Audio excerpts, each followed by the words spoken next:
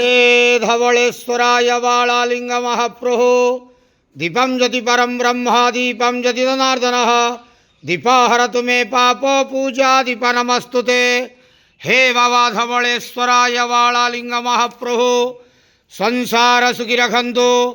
आज शुभ बुधवार रे समस्त श्रद्धालु भक्त मान को आशीर्वाद करंतु, मनस्कामना पूर्ण करंतु, कर्म क्षेत्रोन्नति करंतु, ग्रहरिष्ठ खंडन करंतु, जगतर मंगल करंतु, विश्वर कल्याण करंतु, आपणकर नाम प्रकाश करंतु, सेवकर डाक श्रवण करंतु, समस्त गुआवसा भक्त मानकर मनस्कामना पूर्ण करंतु।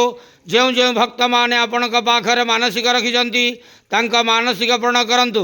बाबा धवलेश्वराय बालालिंगाय नमो नमः। संसार सुखी रखंतु, आनंदे के वार हरि बोलो। आज शुभ बुधवार रे समस्त श्रद्धालु भक्त मान को आशीर्वाद करंतु, आनंदे के वार हरि बोलो। बाबा धवलेश्वराय बालालिंगाय नमो नमः।